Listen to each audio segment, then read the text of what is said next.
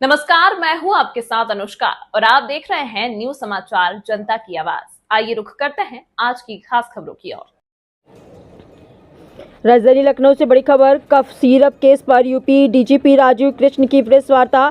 संवाददाता अभिषेक दुबे की रिपोर्ट। अवैध ड्रग माफिया के खिलाफ अभियान। डीजीपी एफएसडीए के साथ में मिलकर अभियान चलाया। डीजीपी कई प्रदेशों में इसके लिंक मिले हैं। डीजीपी कोडिन कफ सिरप में 128 एफआईआर दर्ज की गई। डीजीपी सोनभद्र में 1 ट्रक, गाजियाबाद में 4 ट्रक सिरप पकड़ी। डीजीपी सोनभद्र, रांची, गाजियाबाद से गिरफ्तारी हुई। डीजीपी 5 प्रमुख स्टॉकिस्ट में से 3 गिरफ्तार। डीजीपी अब तक कुल 32 आरोपी गिरफ्तार। एमपी से मिली सूचनाओं के आधार पर जांच।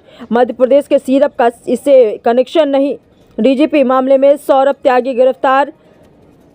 भोला जायसवाल, विभोर राणा गिरफ्तार। डीजीपी 40 जिलों के थोक विक्रेता की जांच पड़ताल। डीजीपी आइए देखते पूरी रिपोर्ट संवाददाता अभिषेक दुबे के साथ।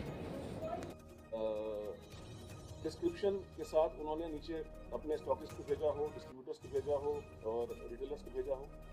कई तरीके की उसमें फ्रॉडुलेंट एक्टिविटीज़, जालसाजी, फोर्जरी के एविडेंस सामने आए। तो ऐसे कुल 5 प्रमुख सुपर स्टॉकिस्ट जो हैं, जो इस प्रकार की गतिविधियों में लिप्त थे, उनको चिन्हित किया गया है। उसमें से 3 जो हैं वो अरेस्ट हो चुके हैं। एक ये भोला जायसवाल, शुभम जायसवाल, ये बाप बेटे हैं। शुभम जायसवाल बनारस का है, उसका फादर जो है वो भोला जायसवाल है। भोला जायसवाल अरेस्ट हुआ है। दूसरा विभोर राणा, ये सहारनपुर का है, वो अरेस्ट हुआ है। और तीसरा सौरभ त्यागी, ये गाजियाबाद का है, ये अरेस्ट हुआ है। 2 और जो सुपर स्टॉकिस्ट हैं, उनके खिलाफ भी साक्ष्य संकलन की और आगे की कार्रवाई चल रही है। इनसे करीब अभी तक जो ये रिकवरी हुई है, करीब 3.5 लाख बोतलों की रिकवरी हुई है, करीब 4.5 करोड़ रुपए के आसपास। और इसमें जो आगे के इनके डाइवर्जन के, अवैध व्यापार के जो साक्ष्य मिले हैं, उन पर जो इनके आगे की कार्रवाई है वो चल रही है। अभी तक टोटल मिलाकर के करीब 32 लोग और अरेस्ट किए गए हैं, जो कि इसी इलीगल धंधे से जुड़े हुए हैं।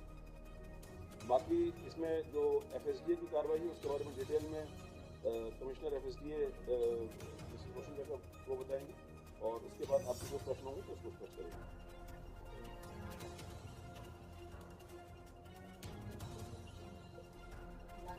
एफएसडीए की विभागीय मंत्री जी, माननीय मुख्यमंत्री जी के निर्देश ये था, सख्त निर्देश ये था विभाग के लिए कि नारकोटिक श्रेणी की दवाइयाँ और कोडियन युक्त कफ सिरप, इसके अवैध डाइवर्शन की विधिवत जांच और कार्रवाई किया जाए। तो नारकोटिक श्रेणी की दवाइयाँ मतलब टैबलेट्स है, जैसे ट्रेमाडोल, अल्प्राजोल, और कोडियन युक्त कफ सिरप। इसमें मैं शुरू में क्लैरिटी एक देना ज़रूर चाहूँगी कि इसमें प्रतिबंधित दवा नहीं है। जैसे सर ने बोला, एक शेड्यूल एच प्रिस्क्रिप्शन ड्रग है जो कि प्रिस्क्रिप्शन से देना है। कोडिन रखना या उसको बेचने में कोई गलत नहीं है, वो बिल्कुल विधिक है। समस्या केवल तब है जब थोक मात्रा में सप्लाई करते हैं और उसकी सपोर्टिंग डॉक्यूमेंट्स नहीं रहता है, जैसे परचेज और सेल की आवश्यक प्रपत्र जब नहीं रहता है, तब लाइसेंसिंग अथॉरिटी के तौर पे एफएसडीए इसको वो गलत मानते हैं। तो और दूसरा एक और कंफ्यूजन देखा है इस बीच में कि जो पीडियाट्रिक कफ सिरप को लेकर एक दुखद घटना जो मध्य प्रदेश में हुआ था, जिसमें कुछ बच्चों की डेथ हुई थी, उसमें और इसमें कोई कनेक्शन नहीं है। उसकी जांच अलग से हो चुकी है और ऐसे कोई भी जानलेवा जो पीडियाट्रिक कफ सिरप है यूपी में नहीं मिला। वो सभी जनपदों में और कई सारे ब्रांडों की जांच होकर वो पुष्टि कर चुकी है। अब कोडिन वाले में जैसे मैंने कहा, लाइसेंसिंग अथॉरिटी होने के नाते विभाग की जिम्मेदारी ये था कि जो होलसेलर्स को लाइसेंस देती है उनके द्वारा शर्तों की पालन किया जा रहा है कि नहीं, और जो वो माल प्रोक्योर कर रही है उससे संबंध में उनके पास परचेज और सेल के पेपर्स है या नहीं, इसी की पुष्टि करने के लिए विभाग के अधिकारियों को निर्देश दिया।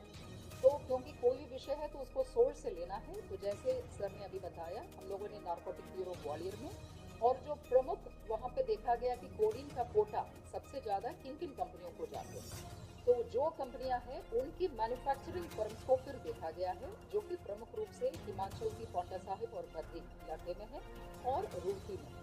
तो इन जगहों पे टीम्स गया और वहाँ पे देखा कि यूपी के प्रमुख सप्लायर्स कौन, और सप्लायर के लेवल पे जैसे सुपर स्टॉकिस्ट है जिसकी मेन डिस्ट्रीब्यूशन गोडाउन्स रहती है, उन गोडाउन्स की फिर चेकिंग हो गई।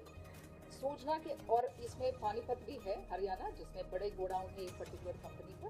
उसके अलावा रांची में भी टीम भेजा गया, जैसे सर ने कहा कुछ इंटेलिजेंस गैदरिंग हम लोगों ने किया, तो जो सप्लाई की प्रमुख स्रोत थे वहाँ सब टीम्स भेजकर जो चीजें पुष्टि हुई उसको लेकर फिर हमारे करीबन 40 जनपदों में 300 के ऊपर थोक विक्रेताओं की जांच हुई, जिसके क्रम में 28 जनपदों की 128 FIR दर्ज की गई।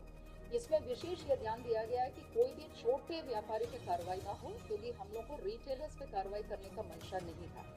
हम लोग इसके पूरे चैनल को शुरू से लेकर चला है, जैसे मैन्युफैक्चरिंग फर्म है, उसके आगे फिर उसकी जो मार्केटिंग कंपनी है और उनका जो स्टॉकिस्ट है, जो बड़े गोडाउन है, वहाँ से फिर बड़े थोक व्यापारी, फिर उसके बाद छोटे थोक व्यापारी और फिर रिटेलर। तो रिटेलर तक पहुँचने से पहले ही जहाँ पे कड़ी टूट जा रही थी, जैसे आइदर भारी मात्रा में माल गया है और उसके समर्थन में उनके पास कोई कागज नहीं है, ऐसे को चिन्हित करके कार्रवाई किया गया है, जिससे कि इन नेक्सस को तोड़ा जा सके। और इसमें जो नेटवर्क्स आए, जैसे सर ने कहा, प्रमुख रूप से जैसे जनपदें आप लोगों को मालूम है, बनारस और उसके बाद गाजियाबाद, फिर कानपुर, लखनऊ, ये प्रमुख नोड्स के तौर पे निकल आई है, जिस पर फिर हम लोगों ने कार्रवाई किया। जो कंपनीज थी जिन्होंने मैन्युफैक्चरिंग किया है, हालांकि मैन्युफैक्चरिंग कंपनी के भी इसमें ऐसा नहीं कहा जाएगा कि दवा बनाना कोई गलत है, मगर जिनके स्ट्रीम को जांचा गया है वो एबॉट कंपनी की फेंसिडिल सिरप है। फेंसिडिल और न्यू फेंसिडिल दो नाम से एबॉट कंपनी की सिरप है, और दूसरा है एस्कॉफ नाम से लेबोरेटरी कंपनी की सिरप है। फिर एक 3B है, 3B कंपनी, जिसका बायोहब नाम से जो मार्केटिंग चेन है, इथिका, उसकी भी जांच, बायोहब कंपनी की उसकी भी जांच हुई। और लास्ट में है R5 और इथिका, जिसकी हेडक्वार्टर लखनऊ थी, और उनमें भी ग्लोबिन और शुभम नाम से दो कंपनियों से जो माल बनाया गया है, जिन्होंने इथिका ने डिस्ट्रीब्यूट किया। ऐसे 4 प्रमुख चैनल्स को हम लोगों ने देखा। इन चारों चैनल में जो भी वायलेशन बड़े पैमाने पे मिला है, उसी पे कार्रवाई किया।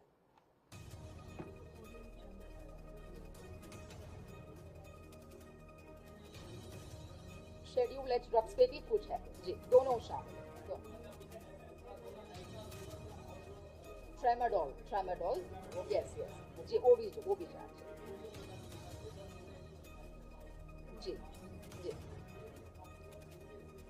सभी मंशा केवल कफ सिरप की नहीं थी, मंशा यही थी कि जो नशे के रूप में दुरुपयोग किया जा सकता है, ऐसे चीजों की अवैध डाइवर्शन को रोका, यही मंशा थी।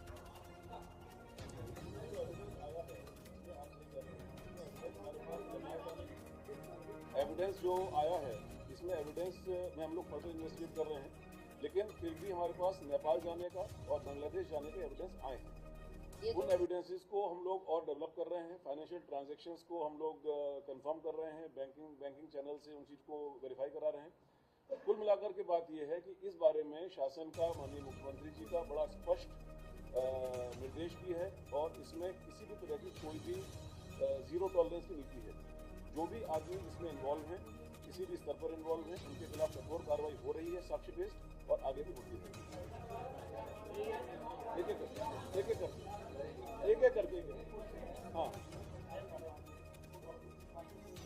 जो अगर देखिए मैं हाँ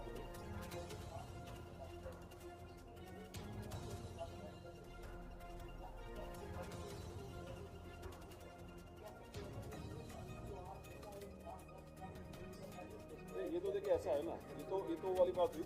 अगर जो ड्रग जो है वो अपने आप में एक उसका जो मिसयूज है, जो उसका अवैध रूप से जो इलीगल डाइवर्जन है, दैट इज क्रिमिनल। जो इस विषय में 2023-24 में भी FSDA और STF द्वारा संयुक्त रूप से कार्रवाई किया था, जिसमें ये फेंसिडिल सिरप पे खूब कार्रवाइयां हुआ था। तो इस बार एक बृहद स्वरूप में और बिल्कुल सोर्स से ही एक से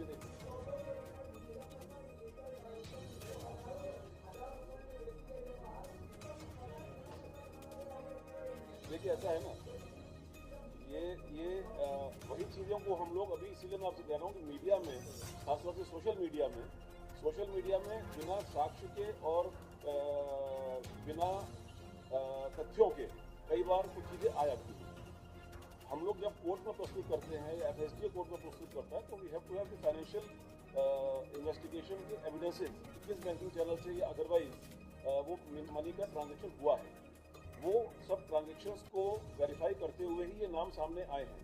जो डॉक्यूमेंट्स हैं जिसमें मान लीजिए एक पार्टी ने जो ओरिजिनल कंपनी है उन्होंने जो सुपर स्टॉकिस्ट को दिया वो हमको उसके डॉक्यूमेंट्स मिले, उनसे जब कन्फर्म किया गया तो उन्होंने कुछ डॉक्यूमेंट्स दिखाए जिनको वेरीफाई किया गया कि भाई जो आगे वाली चेन है उस चेन में उन्होंने उसका प्रॉपर उपयोग किया या इलीगली डाइवर्ट किया। इलीगली डाइवर्ट का मतलब ऐसी भी दुकानें सामने आई हैं जिसमें जिस दुकान को दिया जाना बताया जा रहा है वहाँ पर कोई दुकान एग्जिस्ट नहीं करती है, वहाँ पर कोई स्टोरेज नहीं है, वहाँ पर कोई डॉक्यूमेंटेशन नहीं है कि वहाँ पर कोई ठेले वाला है, उसके नाम पर ये दवा का आगे कंसाइनमेंट भेजा गया। तो मीनिंग देयर बाई कि जो ये मेन लोग हैं ये इसको इलीगली डाइवर्ट कहीं और कर रहे थे और उस चैनल से उसी जहाँ पर डाइवर्ट कर रहे थे वहाँ से पैसा आ रहा था, पेपर पर इनको दिखा रहे थे। तो ये एक पेनस्टेकिंग प्रक्रिया है। Evidence collection is a painstaking process. उन सभी एविडेंसेस को हम लोग कलेक्ट कर रहे हैं और जैसे जैसे नाम सामने आ रहे हैं उनके खिलाफ कार्रवाई। FSDA के लेवल पे जैसे सर एक चीज और बताना, हो गया नहीं सुनिए इस पूरे मामले में प्रदेश सरकार पूरी गंभीरता से और बहुत ही सख्ती से इस प्रकरण में शुरुआती दौर से ही डील कर रही है। आगे जैसे जैसे जानकारी प्राप्त होगी आपको बताया जाएगा। इसी क्रम में माननीय मुख्यमंत्री जी ने यह भी निर्देशित किया है कि पूरे कई जिलों 5-7 जिलों में फैला हुआ है तो बेहतर कोऑर्डिनेशन के लिए स्टेट लेवल पे भी एक SIT एक IG लेवल के ऑफिसर के द्वारा अध्यक्षता में बनाई जाएगी जो इस पूरे मामले को कोऑर्डिनेट करेगी। बहुत सारे तो इसमें जैसे ही कोई और नहीं पुलिस के लोग रहेंगे, वो FSDA के लोग भी रहेंगे, पुलिस के अधिकारी भी रहेंगे। नहीं मैं बता दूं सुनाने वाली बात नहीं है। शुभम का जो हमारे पास एविडेंस आया है अभी तक वो उसका दुबई में जाने का एविडेंस आया है, लेकिन ड्रग्स के मामले में जो अंतर्राष्ट्रीय हमारी संधियां हैं वो बहुत सख्त है। तो जो एविडेंस हमारे पास है उसके आधार पर हम प्रत्यारोपण भी करेंगे और भी कार्रवाई भी करेंगे।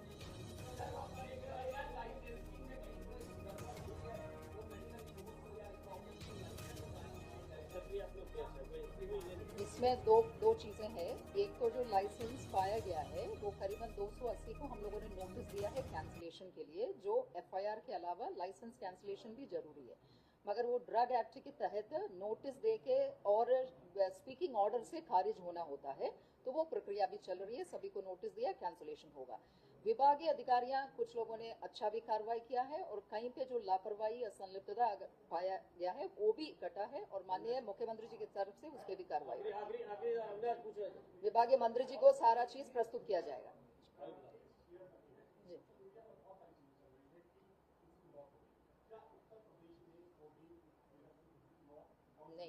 नहीं, ये मैंने शुरू में ही किया था। वो जो कफ सिरप है उसमें और एक कोडीन लाइसेंस्ड ड्रग है और उसमें कोई नकली दवा नहीं है, केवल इसमें लाइसेंसिंग थोक में व्यापार पे विषय है बिना पे। ED ने भी इस मामले को टेकअप किया है और जो प्रोसीड्स ऑफ क्राइम है उसके विषय में ED भी अपनी इन्वेस्टिगेशन करेगी, लेकिन कतिपय सोशल मीडिया पर जो तथ्यहीन बातें, आधारहीन बातें और इन्वेस्टिगेशन को इन्फ्लुएंस करने वाली बातें आ रही हैं, इस चीज को रिपीट कर दिया जाए। हाँ, मतलब इसके बाद यूपी में इसके बारे में मैं कहना चाहूंगा कि इसके बारे में ऑलरेडी SIT का गठन हो ही गया है।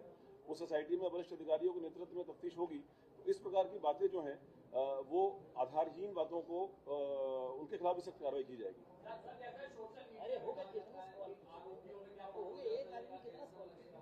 अब ये इसके बाद ये कोई क्वेश्चन जैसे जैसे पता चलेगा वो बता दिया।